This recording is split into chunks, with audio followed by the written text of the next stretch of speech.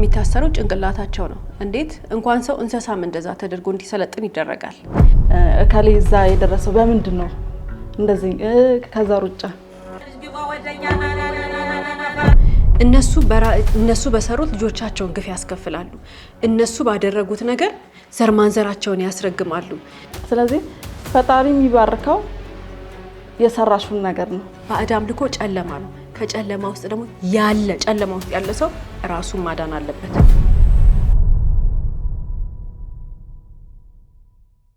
ሰላም የስለት ፕሮግራም ተከታታዮቻችን ስለ ህይወት ቲቪ በየሳምንቱ በዚህ ሰዓት ይዞላችሁ የሚቀርበው ፕሮግራማችን አሁን ይጀምራል ስለ ህይወት ፍርድ የተሰጠባቸውን እውነተኛ ወንጀል ታሪኮችን ለእናንተ ለተመልካቾች በድራማ መልክ ያቀናበርን ይዘን የምንቀርበው ፕሮግራም ይሆናል የዛሬውን ፕሮግራም ይዘንላችሁ የቀረብነው እኔ በስራት ገመቹና ቃል ኪዳን ታደሰ አንድ ላይ በመሆን ነው እስከ ፕሮግራማችን ፍጻሜ ድረስ አብራችሁ እንድትቆዩ ጋብዛለን እናመሰግናለን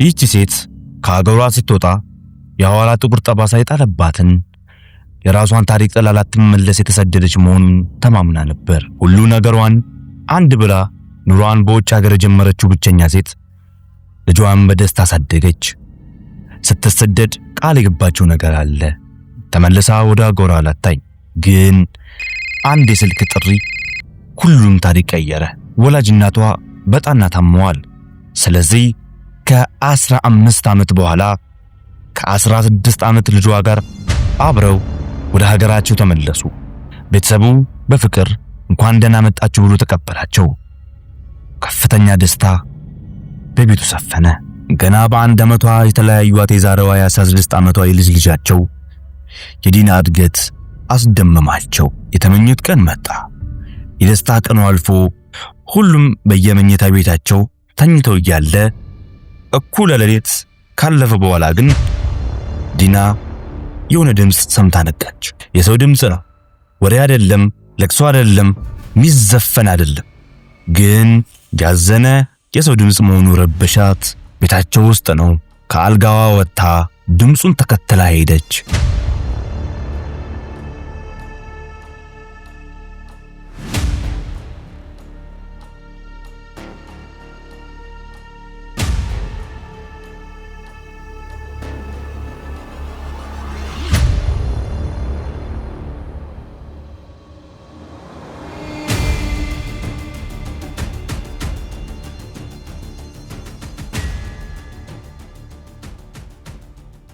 ከዛ ድምጹ ሲጮህ ሩጣ ወደ ክፍሏ ተመለሰች ምክንያቱም የሰማችው ድምጽ አስደነገጣት አልጓ ውስጥ ገብታ ተኛች በነጋታው አያቷን ጠየቀቻቸው ቋንቋ የምትናገረው ይበልጥ እንግሊዘኛ ቢሆንም የአያቷ ድንጋጤ ግን ጥያቄዋን እንደተረዱ ግልጽ ነው ማንም መልስ የሰጣት ሰው የለም ያለፉት 15 ዓመታት የተደበቀ ሚስጥር ነው የሚያስደነግጠው ግን እናቷ ጭምር ስለ ሁኔታው ጠንቅቃ ታውቃለች ማን ለምን ተብሎ በር ተቆልፎበት ተቀመጠ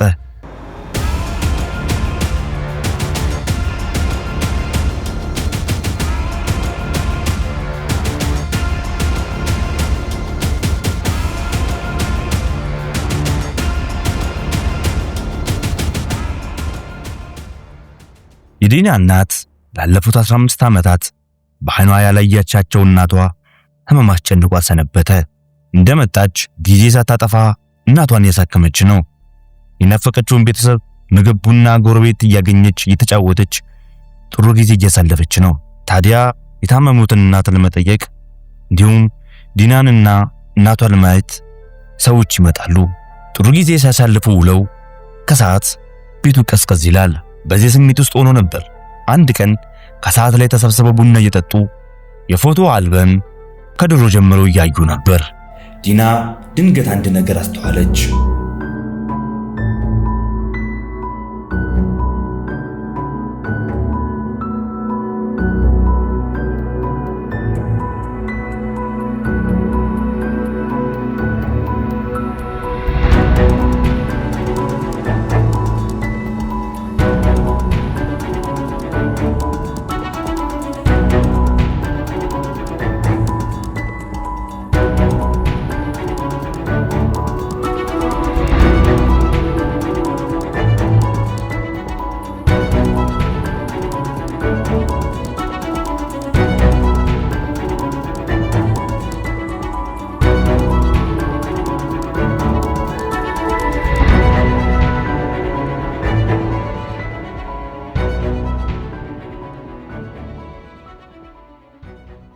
ዲና ራሷ 1 ዓመት ሞልቷት ከሀገር እስከምትወጣ ድረስ አገር ውስጥ ሆና የተነሳቻቸው ፎቶዎች እዛ አልበም ላይ አሉ።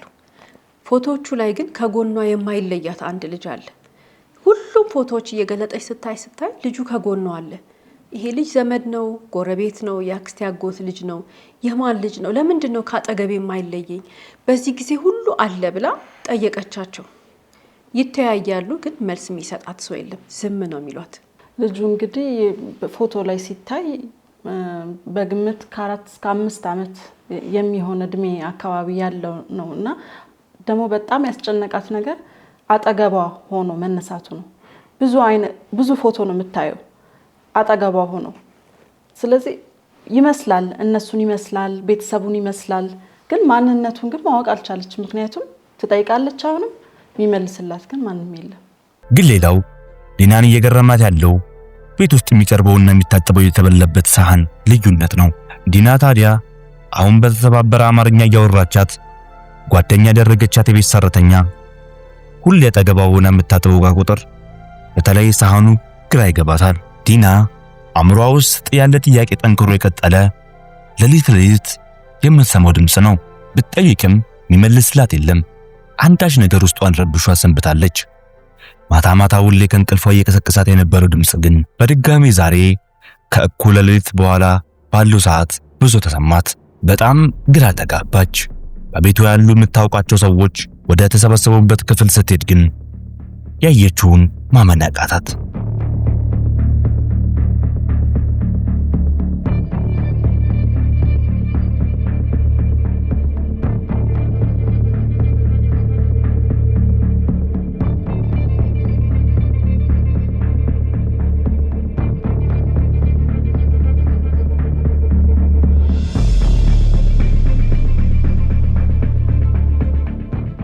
ዲና ግራ ተጋባት። ያየችውን ነገር ምን እንደሆነ ማወቅ ተሳናት። በቆመችበት ጮኸች። በሩን ከውጪ እንደቆመች ቆለፉባት። እነሱ ተግባራቸውን ቀጠሉ።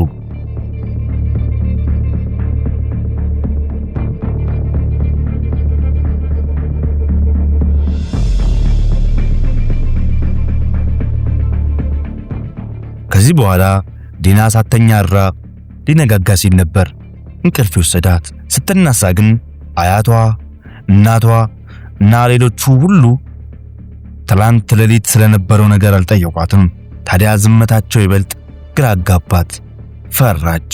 ዲና ሁኔታቸው ቢገርማትም አንድ ግን የማይካድ እውነት ታውቃለች። በዓይኗ ያየችው ነገር ራሷ እውነት ምን እንደሆነ አውቃለች። ትንፋሽ ያለው ሰው በር ተዘግቶበት እየኖረ መሆኑን አውቃለች። ታዲያ ዲና የተመለከተችው ይህ ልጅ ወይም ታዳጊ ወጣት አሁን በር ቢዘጋበትም ቁልፍ ተቆልፎ ሰው ባይደርስበትም ዲና ግን በሷ ልጅ አምሮ በሩን ከፍታ ለማስመለጥ እምትችል መሰላት። የቤተሰቡ የባዕድ አምልኮ ልምምድ አልገባትም። የገባት አንድ ነገር ሰው በር ተዘግቶበታል። ስለዚህ በሩን ከፍታ ማስመለጥ አስባለች። አያቷ ህመማቸውን ተቋቁመው በግድ ከፍተው ገብተው መልሰው ቆልፈው የሚወጡትን ቁልፍ አንገታቸው ላይ እንደሚያንጠለጥሉት ዲና አይታለች። ስለዚህ ለማስመለጥ ቀን ጠብቃ አያቷ እግራቸውን ሲታጠቡ ቁልፉን አግኝታ በሩን ከፍታ ለማስመለጥ ወሰነች።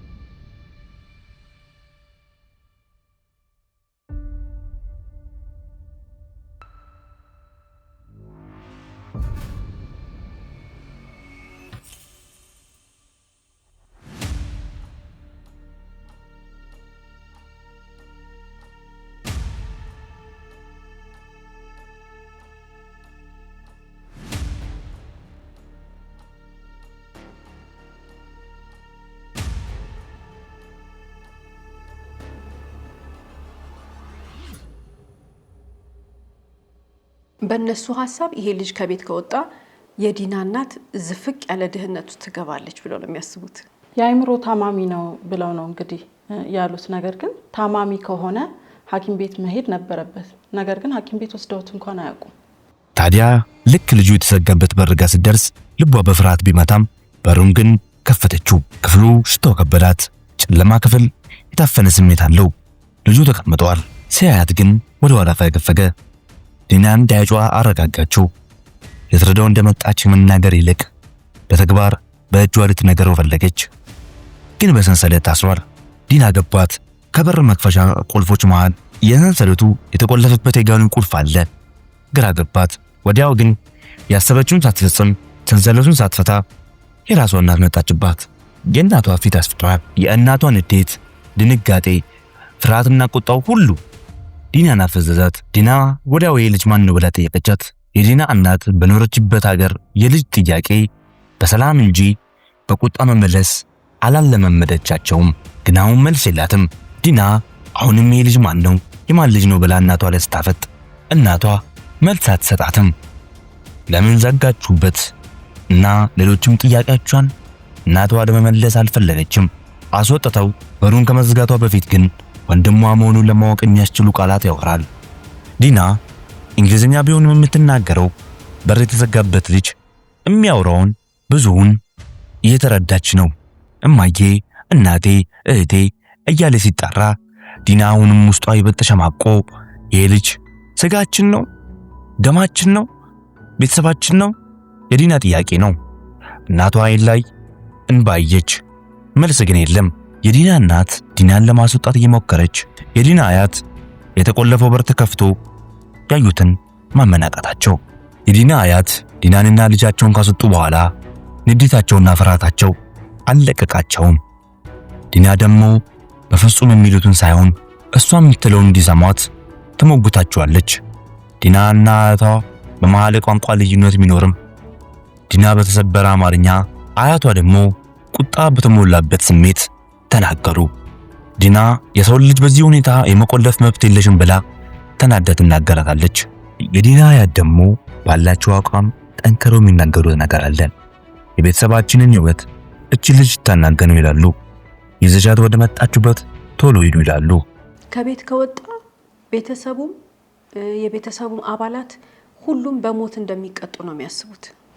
ለቤተሰቡ ደህንነትና ያሉበትን ነገር ደግሞ ላለማጣት፣ ሀብታቸውን ላለማጣት እነሱ እንግዲህ በሚያምኑበት ይህን ልጅ ገብረውታል። ለባዕድ አምልኮ ነው እንግዲህ የገበሩት፣ ያላቸውን ነገር ለመጠበቅ ብለው ማለት ነው። ዲና ስለ ቤተሰቧ የምታውቀው የምታልመውና የምትረዳው ሁሉ ውሸት እንደሆነ ገባት። በቀጣዮቹ ቀናት ዲና ከእናቷ ጋር ይከራከራሉ። ግን ልጁን ፈተው ሊያስወጡት ፍቃደኛ አይደሉም። ዲናና እናቷ እረፍት መተው፣ ግን እረፍትና ሰላም ከዚህ ቤት ራቀ።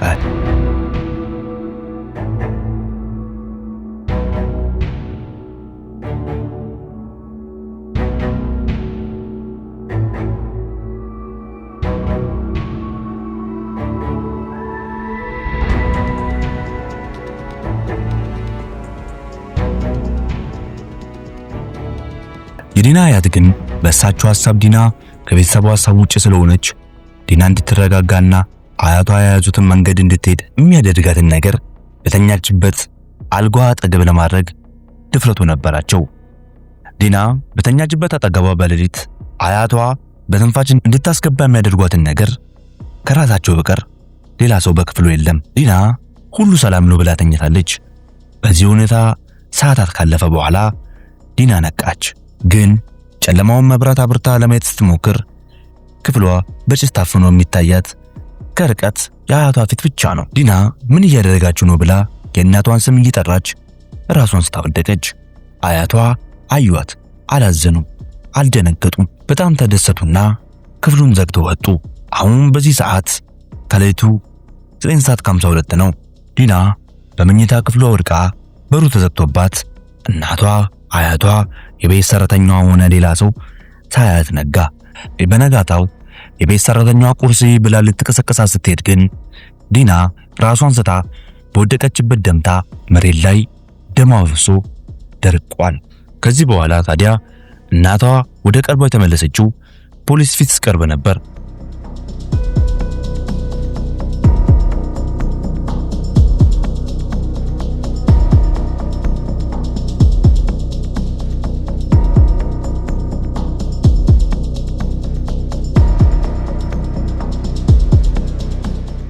ፖሊስ ግን በቤታቸው ሲደርስ ወድቃ ራሷን ስታ ደም የፈሰሳት ዲና የሞተች የመሰላቸው አያቷ አስክሬን ይወጣል ብለው ሲጠብቁ ዲና በአምቡላንስ ወደ ሆስፒታል ተወሰደች። ዲና ሕክምና ካገኘች ከ6 ሰዓታት በኋላ ፖሊስ ባለችበት ሆስፒታል ሆና አልሰጣ ቆመው የተቀበለው። ታዲያ እናቷ አያቷና የቤት ሰራተኛዋ ፖሊስ ፊት ሲቀርቡ የሚናገሩት ተመሳሳይ ነገር ይሁን እንጂ ቤት ተዘግቶበት ከ15 ዓመት በላይ የኖረው ወጣት ግን ለመጀመሪያ ጊዜ ፀሐይ ነካው። አይኑን መግለጥ አቃተው። እግሮቹ አይራመዱም። ሆስፒታል ተወሰደ። ሙሉ ምርመራ ከተደረገለት በኋላ ነበር የግዴታ በሆስፒታል ቆይቶ ሕክምና እንደሚያስፈልገው ሐኪሞቹ የተረዱት። ዲና የሆስፒታል ምርመራውን አጠናቃ ወደ መጣችበት ሀገር የተመለሰችው በዘመዶቿ እርዳታ ሲሆን ነፃ ያወጣችው ወንድሟ መሆኑን ያኔ በፎቶ ያየችው ሕፃን ልጅና አሁን በር ተዘግቶበት የተገኘው ወጣት አንድ ሰው መሆናቸውን ተረዳች። ታዲያ ፖሊስ ሙሉ ምርመራውን አጠናቆ ክስ እንዲመሰርት ለአቃቤ ሕግ ተሰጠ። በዚህ ወጣት ሕይወት ላይ ለሚፈጽሙት ባዕድ አምልኮ ብለው ወጣቱ ላይ ሕግን ተላልፈው በር ዘግተው የተገኙት የተባበሩትና አይተው ያልተናገሩት ሁሉ በድምሩ 8 ሰዎች ተከሰው ጥፋተኛ ተብለው ቅጣታቸውን ተቀብለዋል። ትልቁን ቅጣት የዲና አያትና እናቷ የተቀበሉ ሲሆን የዲና ወንድም ግን ፖሊስ በልዩ ማቆያ ቦታ ገብቶ የሕግ ከለላ ተደርጎለት ሕክምና እየተከታተለ እንዲቆይ አድርጎታል። ሁልጊዜም እንግዲህ ከታሪኮቻችን መጨረሻ የምናነሳቸው በርካታ ሀሳቦች ይኖራሉ። የዛሬ ባል ታሪኮቻችንን ተመልክተን ከምናነሳቸው ሀሳቦች መካከል አንዱ እንግዲህ ይሄ ልጅ ምንም ይሁን ምን እድለኛ ነው። ምክንያቱም ፖሊስ ደርሶለት ያለበት ሁኔታ ሕክምና እንዲያገኝ ተደርጎ ዲና መታ ሁሉ ነገር ባይፈጠር ኖሮ የዚህ ልጅ መጨረሻ እንዴት ነበረ፣ ቀሪ ዘመኖቹንስ እንዴት ነበር የሚኖረው የሚለው ነገር በጣም ያሳዝናል ስናስበው። እንግዲህ በርካታ ሰዎች በዚህ ሁኔታ እድሜያቸውን ጊዜያቸውን አንድ የተሰጣቸውን ነፍስ በማይሆን ነገር ውስጥ እያለፉ የሚኖሩ በርካታ ሰዎች እንዳሉ ማሳያ የሚሆን ታሪክ ነው። የዛሬ ባል ታሪካችን ይሄ ልጅ ምንም ያጠፋው ነገር የለም። ማናችንም በህይወት ሊሰጠን የሚገባው እድል ሊሰጠው ይገባ ነበር። ነገር ግን መርጦ ባልወለደው ቤተሰብ ውስጥ ለባዕድ አምልኮ መስዋዕት አድርገውት ልጁ አልታመምም፣ በር ተዘግቶበታል፣ ጤነኛ ነው፣ ሙሉ ጤነኛ ነው፣ ምንም ህመም የለበትም። ፖሊስ ባደረገለት ምርመራ አንዳች የተለየ ነገር የለበትም። የሱ ችግር የነበረው ተዘግቶበት ከመቀመጡ፣ ከሰው ተገልሎ መቀመጡ፣ ብርሃን አለማየቱ፣ የተለያየ ነገር በአይምሮ ላይም በሰውነቱ ላይም የፈጠረበት ነገር አለ። ሁላችንም ብንሆን በሱ በተቀመጠበት አይነት መንገድ ብንቀመጥ የተለያየ ጉዳት ሊደርስብን ይችላል። እንደውም ፈጣሪ ረድቶት ነው ልጁ ጤነኛ ሆኖ መውጣቱ፣ ወይንም ደግሞ የደረሰበት ጉዳት ከተበደለው በደል ጋር በጣም ብዙ ልዩነት አለው። ብዙ ሰዎች ግን በዚህ ሁኔታ በየጓዳው ተቀብረው የቀሩ ይኖራሉ ተብሎ ይገመታል። እንደነዚህ አይነት ሰዎችን ስናይ በፍጥነት ለፖሊስ አሳልፈን መስጠት አለብን። ምክንያቱም ሰዎቹ ጤነኞች ናቸው። የታመሙት የማይገባ ነገር የሚያደርጉት አስተሳሰባቸው የተዛባው እነዛ የቆለፉባቸው በር ዘግተው ለባዕድ አምልኮ መስዋዕት ያደረጓቸው ሰዎች ናቸው እንጂ እነዚህ ምስኪኖቹ አይደሉም፣ ወይንም የተበደሉት ሰዎች አይደሉም። ልናገዛቸውና ለህግ አሳልፈን ሰጥተን ነፃ ልናወጣቸው ይገባል። በጣም ብዙ ሰዎች እኮ ወይ ልጁ ህመምተኛ ነው ወይ ልጁ እኮ እንደዚህ ነው ይሉ ነበር። ዘመዶችም ጎረቤቶችም ፖሊስ ነፃ ባያወጣው ኖሮ ይሄ ልጅ ማንም ሰላሙንና ሁሉ ነገሩን አያቀለትም ነበር። ሌላው ሀሳብ እንግዲህ የልጁን አይምሮ በቃ አበላሽተውታል። ይሄ ልጅ እንግዲህ መብት ነበረው እንደ ማንኛውም ልጅ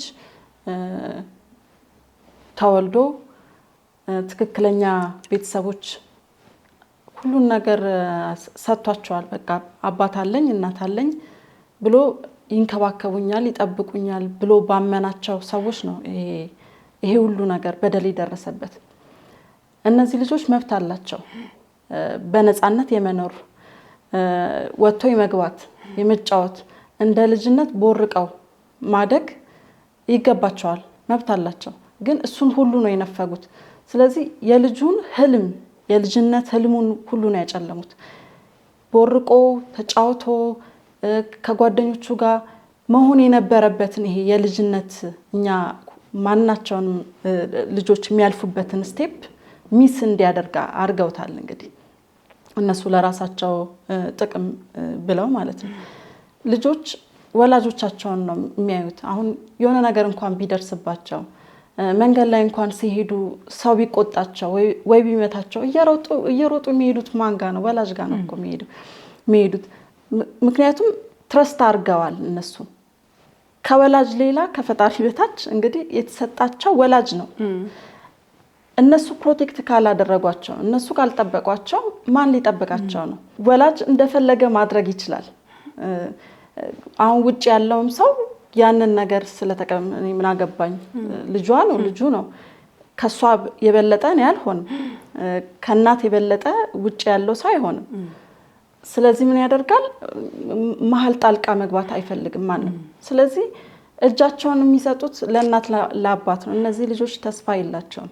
ተስፋቸው እናት አባት ነው።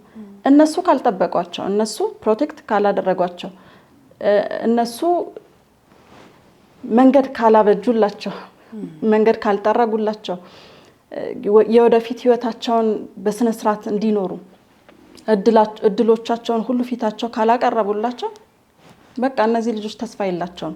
ልክ እንደ ዛሬ ባለ ታሪካችን እንግዲህ ለገዛ ጥቅማቸው ለዛውም ደግሞ እኮ ለማይሆን ነገር ለዛውም ደግሞ አጓጉል ለሆነ ነገር ለማይጠቅም ነገር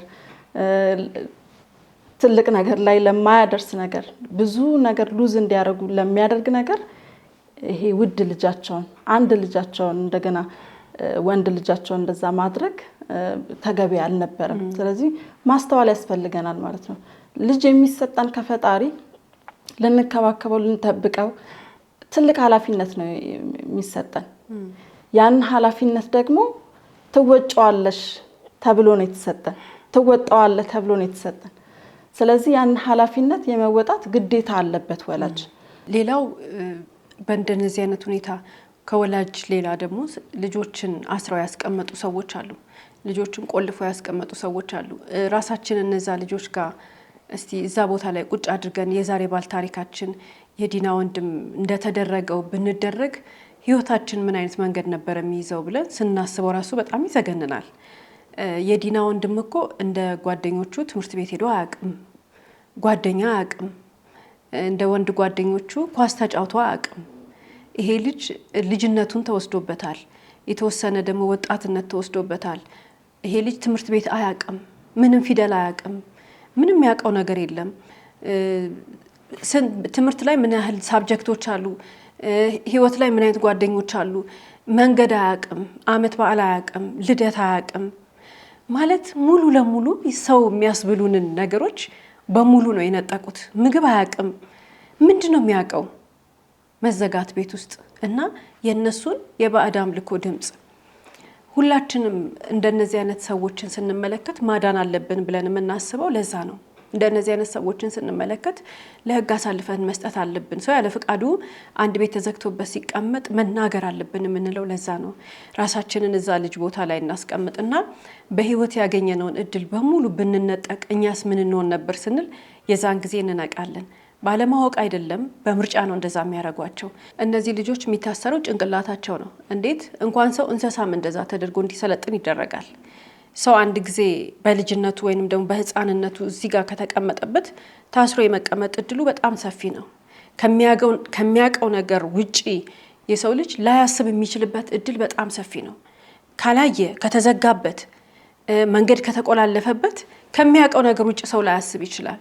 እና ቆም ብለን ማሰብ መቻል አለብን። በእንደነዚህ አይነት ሁኔታ በተመሳሳይ አይነት ሁኔታ ተዘግቶብኛል ወይ ብሎ ማሰብ መልካም ነው። ተቆልፎብኛል ወይ፣ እኔ በትክክል ማወቅ ያለብኝ ነገር አውቃለሁ ወይ፣ ማየት የምችለውን ነገር እያየው ነው ወይ ብለን መጠየቅ መቻል አለብን። አንዳንዴ ድፍን ይልብናል። በቃ ልክ እንደ ዛሬ ባል ታሪካችን ባይሆንም ይወጣ እንደጅ እየተራመድንም ሊዘጋብን ይችላል። ከሰው ጋር የምንገናኝ ይመስለናል፣ ግን ከሰው ጋር ላንገናኝ እንችላለን። እንደነዚህ አይነት ሁኔታዎች ሲገጥሙን በህይወታችን ጥርጣሬ ሲኖርን ምናምን ግዴታ መጠየቅ መቻል አለብን። አንዳንድ ጊዜ ሰዎች ላይ የምናየው ነገር እኛ ላይም ተደርጎ ሊሆን ይችላል። ወይንም ደግሞ አንዳንድ ጊዜ ሰዎች የተዘጉበት መጠን፣ የታሸጉበት የተቆለፈባቸው መጠን አይተን እንደነግጣለን፣ ግን ዞር ብለን ወደ ራሳችን ማየት ያቅተናል። ተመሳሳይም ይሁን ተቀራራቢ በሆነ ወይንም በሌላ አይነት መንገድ ሰው ህይወታችንን ኮንትሮል ካደረገው፣ ሰው ህይወታችንን በሩቅ ሆኖ ወይ ግን ደግሞ ጠምጥሞ ተብትቦ ያሰረን ነገር ካለ መመልከት መቻል አለብን። እንደነዚህ አይነት ታሪኮች የሚጠቅሙን ራሳችን እንድንመለከት፣ ከጎናችን ደግሞ ማን ያለው ህፃናት አሉ፣ እንደዚህ ወጣቶች አሉ፣ ትላልቅ ሰዎች አሉ፣ ማን አለ ብለን ተመልክተን ነፃ እንድናወጣቸው ነው። የዛሬ ባለ ታሪካችን እንግዲህ እያወቁ ይሄ ነገር እየተደረገ እንደሆነ አንድ ልጅ ወጥቶ እንደማይሄድ ተዘግቶበት እንደቆየ እያወቁ ዝም ያሉ ሰዎች አሉ፣ ፈርተው ያልጠየቁ ሰዎች አሉ። ለምንድን ነው ወጥቶ ያልሄደው? ምንድን ነው ችግሩ? እሺ ህመም አለበት አይምሮ የአይምሮ ህመም አለበት ከተባለስ ሐኪም ቤት ወስዳችኋል ወይ ብሎ የጠየቀ እንኳን ሰው አልነበረም። ምክንያቱም እነሱ ባመኑት በዛ በተተበተቡት የባዕድ አምልኮ እነዛም ፍርሃት ውስጥ ገብተዋል። ይሄ ደግሞ እንደዛ የሚያደርገው አለማወቅ ሊሆን ይችላል፣ አለማንበብ ሊሆን ይችላል፣ አለመረዳት ሊሆን ይችላል። ብዙ አይነት ሪዝን ልናስቀምጥ እንችላለን። ግን እዛ ጋር የነሱ ልጅስ ቢሆን እንደዛ የተደረገው ወይም ደግሞ እህቱ ወይ ወንድም ወይ ታናሽ ቢሆንስ እንደዛ የተደረገው ዝም ይላሉ ወይ? ዘመዶችስ የቅርብ እንትናቸው ልጃቸው ነው ኦልሞስት ልጃቸው ነው የሚባለው። ዝምታው ምንድን ነው የሚጠቅመው? አትሊስት መጠየቅ፣ ታሟል እርዳታ እንዲያገኝ ማድረግ፣ ለልጁ ፋይት ማድረግ ነበረባቸው። ግን ያን ሁሉ አላደረጉም። በምን ብለን ስንጠይቅ በፍርሃት። ይህ ፍርሃት ደግሞ አለማወቅ ነው። ስለዚህ እዚህ ጋር ሊወጣ የተገባ ዜጋ ትልቅ ደረጃ ሊደርስ የተገባ ዜጋ ተቆልፎበታል። ነገ ጧት እኮ እነዚህን ሁሉ ሰዎች ቁጭ ብሎ ሊያስተዳድር የሚችል ነው። ምን እንደሚሆን አይታወቅም። ነገ ጧት መሪ ሊሆን ይችላል፣ አገር አስተዳዳሪ ሊሆን ይችላል። ስለዚህ ዜጋን ነው እዚህ ጋር እየቆለፉ ያሉት፣ ዜጋን ነው እያቀጨጩ ያሉት። ስለዚህ ሁሉም ሰው የራሱን ኃላፊነት መወጣት አለበት። እንደዚህ አይነት ነገር ሲያይ፣ አጓጉል ነገር ሲያይ፣ ትምህርት ቤት የማይሄዱ ልጆች ሲያይ፣ እየተበደሉ ያሉ አቢዝ እየተደረጉ ያሉ ልጆች ሲያይ ዝም ማለት የለበትም። ሁሉም ሰው የየራሱን ኃላፊነት መወጣት አለበት። ይህን በማድረጉ ደግሞ አንደኛ ከፈጣሪ የሚያገኛሉ፣ ሁለተኛ እዛ ጋር አንድ ልጅ ወይም ደግሞ ከነሱ ማድረግ የሚገባቸውን ነገር በማድረጋቸው የአይምሮ ረፍት፣ ሰላም፣ እርካታ ያገኛሉ። እንደገና ደግሞ ሌላ ዜጋ እንዳይታሰር፣ አቢዩዝ እንዳይደረግ፣ እንዳይጨቆን ፍሪ አድርገው ያወጣሉ ማለት ነው። 3 ጥቅም ነው፣ ብዙ ጥቅም ነው ያለው። መባረክ ነው ሌላው ደግሞ። ስለዚህ ሁሉም ሰው ኃላፊነቱን ሊወጣ ይገባል። እንደዚህ አይነት ነገሮች ሲያይ፣ በተለይ ደግሞ እንደዚህ በባዕድ አምልኮ ውስጥ የገዛ ልጆቻቸውን እንኳን ቢሆን ምን አገባኝ የሚባል ነገር የለም። አስረው በእንደዚህ አይነት ነገሮች ውስጥ ተብትበው የያዙ ሰዎች የሰሙም ያዩም ካሉ ዝም ማለት አይገባቸውም። መናገር አለባቸው፣ መጠቆም አለባቸው፣ ማስያዝ አለባቸው። ምክንያቱም ትውልድ ነው እየጨረሱ ያሉት፣ ትውልድ ነው እያጠፉ ያሉት። የነገን ተስፋቸውን የልጆቻቸውን ተስፋ ነው እያጠፉ ያሉት። ስለዚህ እነሱ ምክንያት መሆን ይገባቸዋል። ልጆቹ ብርሃን እንዲያዩ ምክንያት መሆን ይገባቸዋል ማለት ነው። ይህ ዛሬ ባል ታሪካችን ሌላው የዲና እናት ስንመለከታት 2 ልጆች ነው የወለደችው። ሁለቱም ልጆቿ ናቸው። ሁለቱንም አምጣን የወለደቻቸው። አንዳንድ ሰዎች ምናልባት ዋሽታ ይሆን ይሄንን ልጅ አልወለደችው ይሆን? ምክንያቱም የወለደች እናት በዚህ መጠን አትጨክንም፣ የወለደች እናት ልጇን እንደዚህ አርጋ አትጥልም የሚሉ አሉ። መውለድ አለመውለዱ አይደለም። ብትወልደውም ባትወልደውም ልጁን ካሳደገችው ልጇ ነው ብለን ነው አይደል ጤነኛ አእምሮ ያለው ሰው የምናስበው።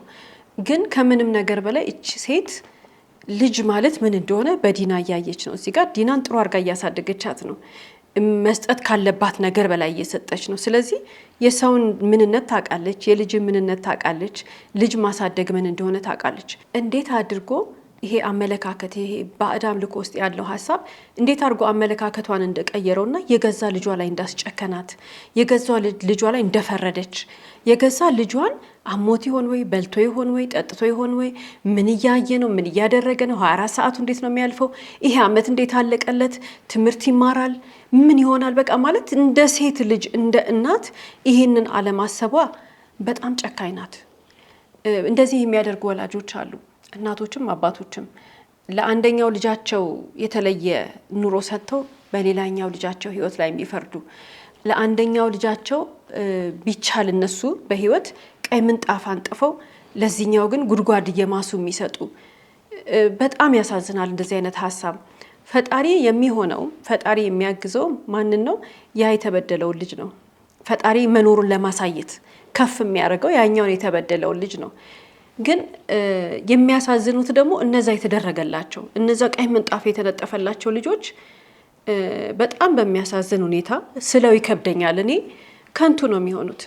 ለምን የእንትኗ ፈጣሪ እጅን የሚይዘው የተጎዳን ሰው የተበደለን ሰው ነው። እነሱ በሰሩት ልጆቻቸውን ግፍ ያስከፍላሉ።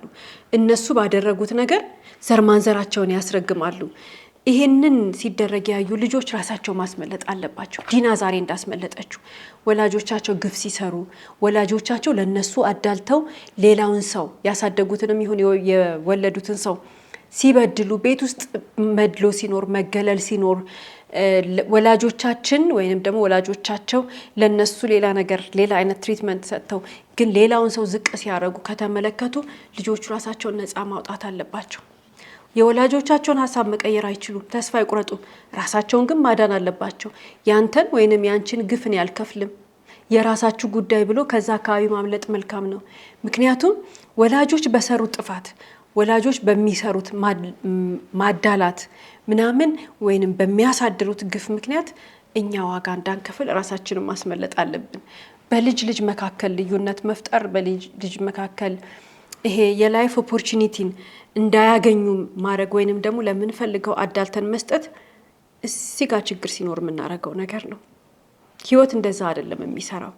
ህይወት እንደዛ አይደለም መስመሩን ጠብቆ የሚሄደው።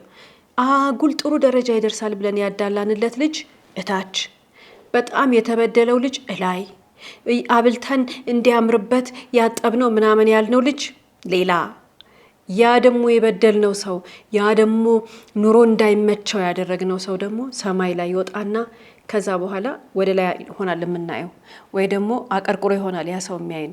እንደዛ አይነት የህይወት ትርምስ ውስጥ ከምንገባ በጊዜ ከግፍ ራሳችንን መጠበቅ፣ የማይደረግ ነገር አውቀን የማይደረግ ነገር ለይተን አለማድረግ ለራሳችንም ለልጆቻችንም ሰላማዊ ህይወት ይሰጣል። ሌላ ሀሳብ እንግዲህ ይሄንን ልምምድ የሚያስቆም ሰው መኖር አለበት በአንድ ቤተሰብ ውስጥ። ለምሳሌ አሁን ብዙ ቤተሰብ ውስጥ ባለማወቅ የመጀመሪያ ይሄን ነገር እንዲፈጠር ወይም ደግሞ ይሄን የባዕድ አምልኮ እንዲያምኑ ያደረገ አንድ ሰው ሊኖር ይችላል በመሃል። ያ ሰው እንግዲህ ምንድነው የሚያደርገው? ወደ ትውልዱ ነው የሚያስተላልፈው። ልጁን እንደዛ ካደረገ ልጁም ካላነበበ ካላወቀ ካልጠየቀ እሱም አባቱ የሚያምነውን ወይም ደግሞ አባቱ ሲከተለው የነበረውን ነው የሚከተለው። ስለዚህ እሱም ልጅ ሲወልድ ነገ ጠዋት መደረግ ያለበትን ሁሉ ሊያደርግ ይችላል። አምጣ የተባለውን ሁሉ ሊያመጣ ይችላል። ልጅንም ቢሆን ልክ እንደ ዛሬ ባለ ታሪካችን የልጅን ነፍስ ነው እንግዲህ ሳክሪፋይስ ያደረጉት ወይም ደግሞ የልጅን እድሜና ህይወት በጠቅላላ። ዛሬ እንግዲህ በእንደዚህ አይነት ሁኔታ ዲና አጋልጣ ባይተርፍ ኖሮ ሙሉ እድሜ ዘመኑ በዛ ቤት ተዘግቶ ይሞት ነበር፣ ህይወቱ ያበቃለት ነበር። ስለዚህ ለዚህ ነው በቤተሰብ መሃል የማይገባ ነገር ሲኖር የምንጠራጠረው ነገር ሲኖር አሁን ውጪ ከምንሰማው ወይም ደግሞ ከምንረዳው ከምናየው ከተማርነው ነገር ወጣ ያለ ነገር እዛ ጋር ስናይ ዝም ማለት የለብንም፣ መጠየቅ አለብን። ዝም አልን ማለት ዝም ብለን የአባትም የእናትም ትልቅ ሰው ስለሆነ ብቻ ወይ እናት ስለሆነች ወይ አባት ስለሆነ ብቻ እየተቀበልን አሜን ብለን መሄድ የለብንም። አባቴ ለምንድን ነው ይሄ የሚደረገው? መጠየቅ አለብን። ለምንድን ነው ይሄ የሚደረገው? ምንድን ነው የሚያመጣው? ሰው ሲጠይቅ ነው የሚረዳው፣ ሰው ሲጠይቅ ነው የሚያውቀው። ስለዚህ አሁን ይሄ ከትውልድ ትውልድ እየተሻገረ ይመጣና ብዙ ሰው በእንደዚህ አይነት ነገር ፖሰስድ ይሆናል። ለዚህ ነው ማስቆም የሚገባን። አንቀበልም ማለት ይቻላል። መድፈር ያስፈልጋል። ኦፍ ኮርስ አንድን ነገር የለመደ ሰው አሁን ተዘግቶበት ቅድም እንዳወራ ነው የኖረ ሰው ሂድ ተለቀሃል ዛሬ ተብሎ እንኳን ቢለቀቅ እንዴት ወክ እንደሚያደርግ እንኳን ላያቅ ይችላል። ልክ እንደዛ ሁሉ እንደዛ አይነት ህይወት ውስጥ ታስሮ የተቀመጠ ሰው ያኛው ፍሪደሙን ላያቀው ይችላል።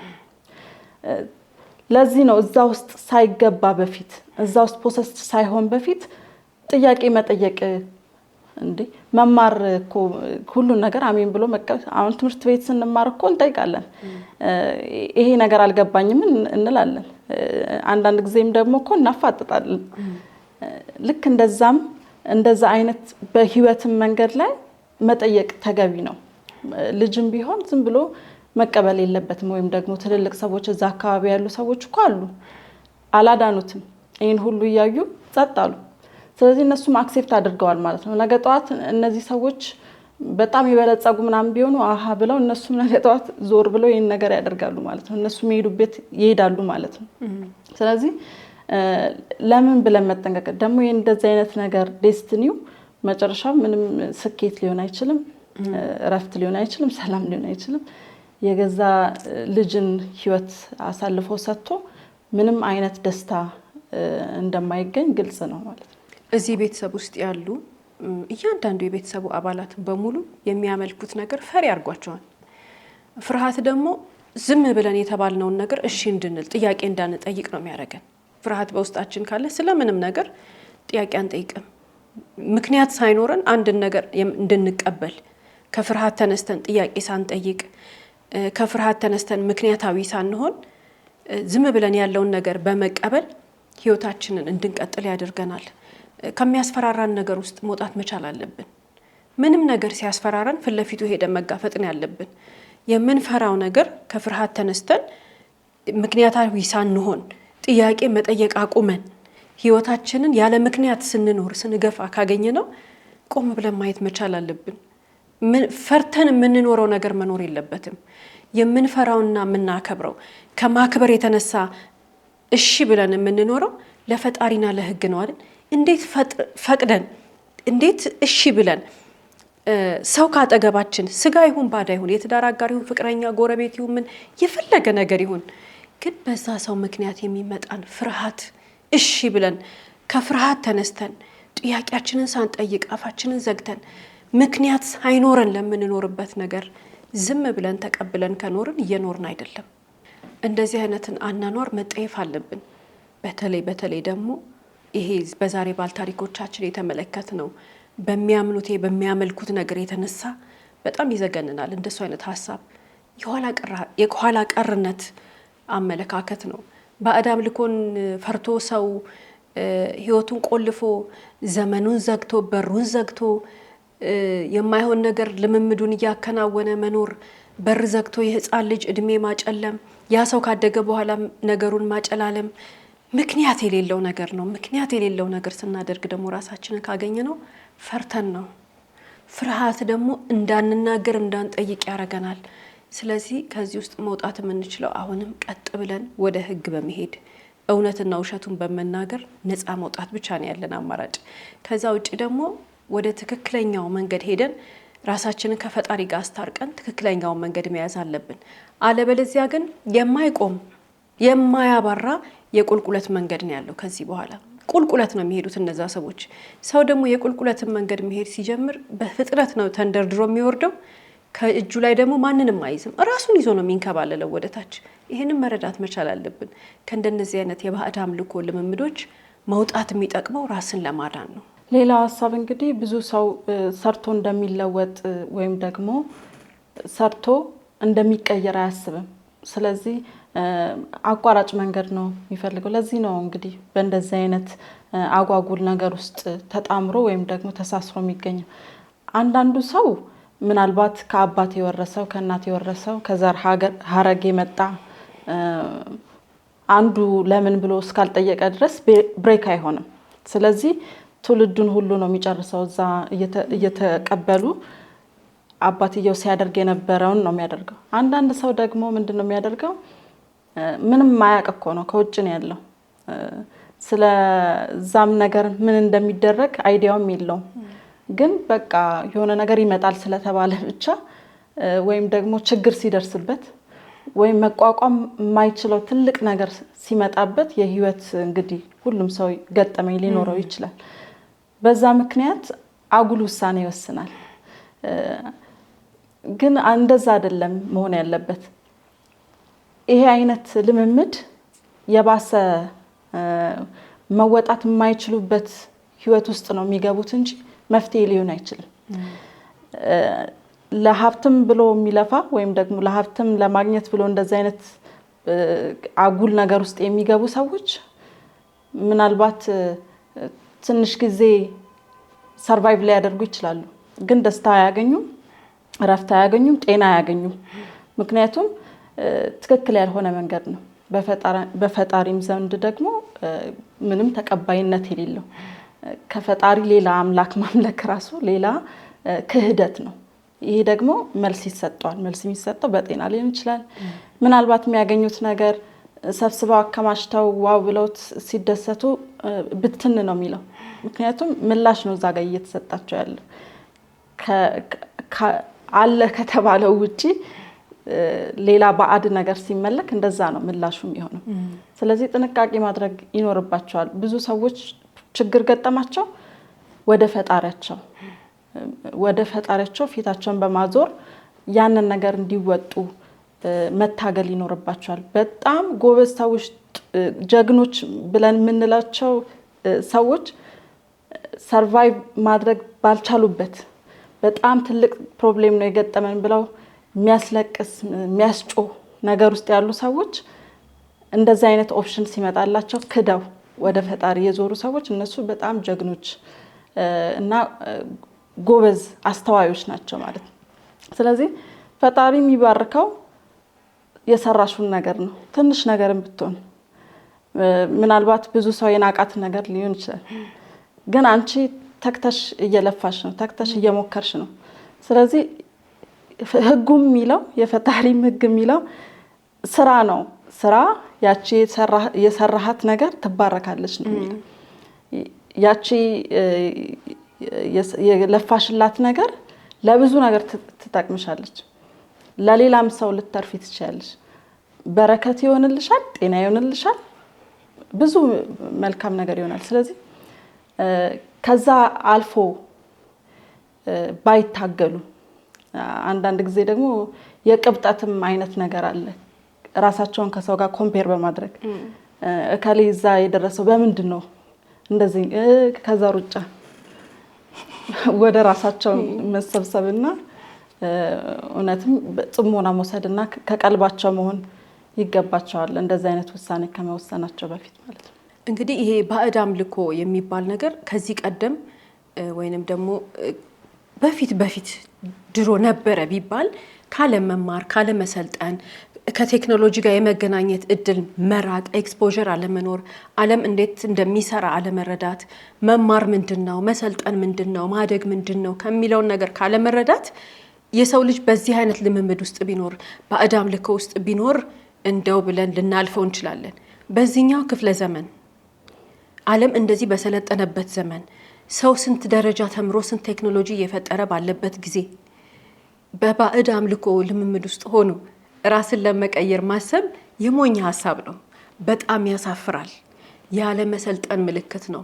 እንደዛ ያደረጉ ሰዎች፣ በባዕድ አምልኮ ውስጥ የነበሩ ሰዎች ምንድነው የሆኑት? መጨረሻቸው አይደለም፣ ግማሽ ህይወታቸውን ጀምሮ ባክኖ ነው የሚኖሩት። እንደዚህ አይነት ህይወት ውርደትን ያስከትላል። እንደዚህ አይነት አለመሰልጠን፣ እንደዚህ አይነት አለማደግ ትውልድን ይበላል። የልጅ ልጆቻችንን ነው የምንበድለው፣ ራሳችንን ነው የምንበድለው። እንደዚህ አይነት ኮተታ ከህይወታችን አውጥተን መጣል አለብን። በዚህ አይነት ልምምድ ውስጥ ያለ ሰው ከፈጣሪው ጋር ታርቆ ንስሐ ገብቶ ወደ ራሱ ወደ ሰላም መምጣት አለበት።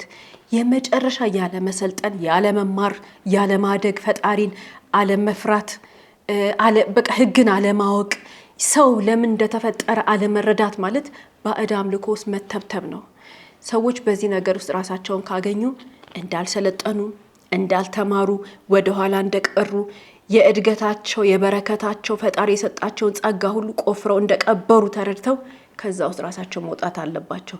ራሳቸውን ብቻ አይደለም ዘራቸውን ማዳን አለባቸው፣ ልጆቻቸውን ማዳን አለባቸው። በእንደዚህ አይነት ጨለማ ውስጥ ያሉ ሰዎች ዋጋ ይከፍላሉ፣ ልጆቻቸውን ዋጋ ያስከፍላሉ።